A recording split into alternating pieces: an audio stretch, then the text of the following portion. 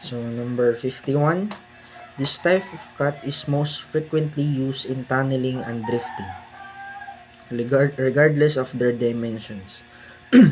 A. Cylindrical cuts. B. Burn cuts.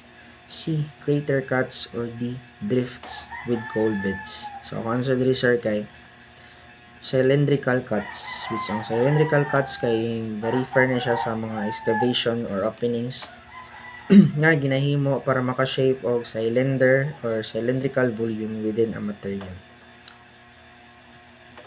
Tapos sa 52, an underground mining method used in horizontal or flat deep bedded deposit of salts, limestones, potash, iron, etc. with a maximum inclination of 30 degrees. So A. Roman pillar. B. Cut and fill. C. Open pit. Or D. Quarrying. Ang answer diri sir kay Roman pillar, which ang Roman pillar kay kuana siya used to extract coal, salt, potash or other materials that are deposited in seams or beds within rock formation. Tapos sa 53 kay excuse ang 53 kay the drilling pattern should be parallel to the stratification with all the charged blast holes breaking towards the free space created in the coal bed. So A. Cylindrical cuts. B. Burn cuts. C. Crater cuts. Or D. Drifts with coal beds. So ang answer diri sir kay A. Letter D. Drifts with coal beds. Kaya ang drifts with coal beds kay kamo siya horizontal passageway or tunnel nga kuan padong sa imong coal seams or beds from the main entry or access points. So 54, where a section of the spiral is blasted with an angle large enough to make the time necessary to carry out a complete cut coincide with a whole unit of the available work time. A. The bench method. B. The spiral method. C. The full button method. Or the D. Classical manual method. So, para sa ako sir, ang answer diri kay letter B. The spiral method, which is a technique siya para sa pag-access sa imong mga coal seams or beds nga gina-excavate siya para spiral or helical tunnel around the perimeter of the deposit. So number 55, this consists of a work platform that slides along a rock and pinion rail that is attached to the raised wall by expansion shell bolts. A. The benching method. B. The Alimak platform method. C. Lift method. Or then D. Kay classical manual method. So, ang answer dito sir kay letter B. The Alimak platform method, which is a versatile and efficient technique for accessing the deep ore bodies in the underground mining operation. So, 56 kay the blast holes are placed generally in square sections which are fixed in storage in spans of 2 to 4 meters. A. Relief blast hole cut method. B. Crater cut method. C. VCR method. Or D. Full face method. So, answer diri sir kay letter A, which is relief blast hole cut method. Kay ginagamit niya siya sa mga surface mining operations, labi na sa mga open pit mines para ma-improve ang pag-fragmentation or pag-control sa ilang overburden or sa ilang mga waste rock inig mag-blasting. So sa 27, in this method, the blast holes with diameters similar to those used in production blasting are placed in square sections with all charges in the same height. A. Relief blast hole cut method. B. Crater cut method. C. VCR method. Or D. Full face method. which ang BCR method, sir, kay ginagamit na siya sa mga narrow nga mga ore bodies sa atong underground mining o particularly sa mga hard rock mines.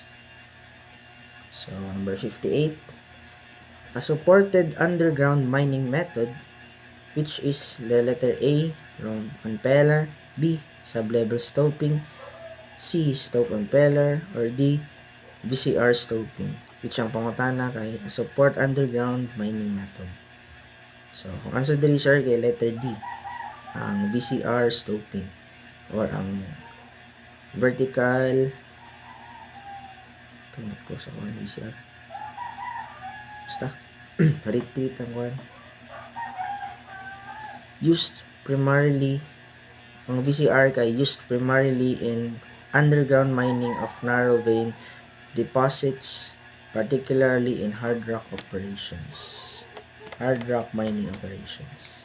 So, sa 59, a caving underground mining method. So, they kay mga caving ng mga underground. So, letter A, room and pillar. B, sublevel stoping. C, stope and pillar. Or D, long wall mining. So, para sa ako dito, sir, ang mga caving underground mining method kay ang answer kay D, which is ang long wall method, kay nag-extract na sila og mga coal or other mga minerals nga gikan sa underground sa atong seams or beds.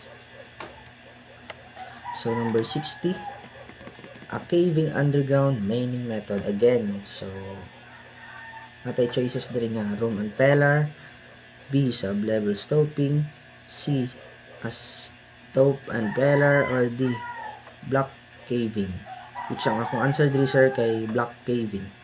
Kay ang block caving kay ginayuse siya para sa mga dagko nga mga low grade nga ore bodies that are lang ra kayo para magminahan siya. So, ginagamitan siya og mga open pit or underground mining methods.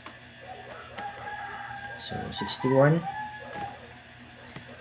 To obtain large fragments of rocks, you must be A, riprap blasting, B, cast blasting, C, railway and highway construction blasting, or D, trench and ramp blasting. So, para sa ako, sir, para maka-obtain kag large fragments, you need the riprap blasting or the letter A, which is kuan gina siya para ma-break yung mga large rocks or boulders into smaller pieces. Mao na ang riprap blasting. So, sa 62, these are lineal operations where due to the shape and narrowness of the excavations, the confinement of explosive is high. A, cast blasting, B, riprap blasting, C, railway and highway construction blasting, or D, trench and ramp blasting. Tapos kung mayroon kag trench and ramp blasting, it is to break the rock or earth materials to create trenches or ramps for various purposes. So, ang answer diri, sir, kay letter D. So, number 63, these are under rock blastability exact.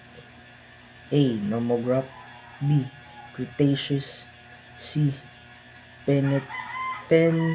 Pennsylvanian, or D, Tertiary. So, ang answer diri, sir, kay nomograph. Kay ang nomograph, sir, kay kung siya, a graphical calculation tool used para sa mga mathematical equations or perform calculations without the need of arithmetic calculations. So, number 64. What rock blastability has a compressive strength of 21 MPa with rock group classification of 2? So, letter A, Tertiary, B, Cretaceous, C, Pennsylvania, or D, nomograph. Which ang answer dito, sir, kay Cretaceous. Kaya Cretaceous kay kan mo na siya. A geological period that lasted approximately 79 million years, spanning from around 145 million years ago to 66 million years ago. So, number 65. How does the selection of drilling and blasting equipment influence the planning process? A. It affects the cost efficiency of the product operation. B. It determines the availability of the geostatistical data. And C. It minimizes the need for environmental assessments. Or D. All of the above. So, ang answer dito sir it affects the cost of efficiency of the operations. Letter A. So, number 66 how does surface mining, production blasting, import the need for additional community of materials? So, letter A, it eliminates the need for comminution. B, it increases the need for comminution. Or letter C, it has no effect on comminution requirements. And letter D, none of the above. So, ang answer dito sir letter A, which is to eliminates the need for comminution. So, 67. Which blasting accessories is essential for priming bulk ammonium nitrate fuel oil type blasting agents? So, A. Priming cartridge ANFO type blasting agents. B. Non-electric initiation system. C. Mechanized blast hole charging system. Or D. Priming cartridge water gel and emulsion blasting agents. So, which blasting accessory is accessible for priming bulk ANFO? So, answer dito sir A. Priming cartridge ANFO type of blasting agents. So, 68. How do blasting accessories contribute to the safety of mining operation? A. By increasing the speed of drilling. B. By reducing the need for personal protective equipment. C. By providing additional lighting. Or D. By preventing premature detonation. So, akong answer dito sir letter D, which is by preventing premature detonation para sa imong safety sa imong mining operation. So, number 69 what type of equipment is commonly used for underground production, blasting, and mining and civil engineering? So, ang choices diri specialized drilling rigs, surface haulage trucks, crushing and screening plants, and all of the above, which is ang akong answer diri sir so akong answer sa number 69 sir letter A, specialized drilling rigs. So sa number 70, which initiation system is commonly used for priming conventional cartridge explosives? A. Electric initiation system. B. Mechanized blast hole charging system. C. Other accessories. And D is non-electric initiation systems, which is answer is letter D para sa mga priming conventional cartridges. So number 71, electronic detonator is composed of a blank. So A. Blasting cap and detonating cord. B. Blasting cap and a signal tube. C. Blasting cap and a signal wire and a lead wire. Or D. Blasting cap and a safety fuse.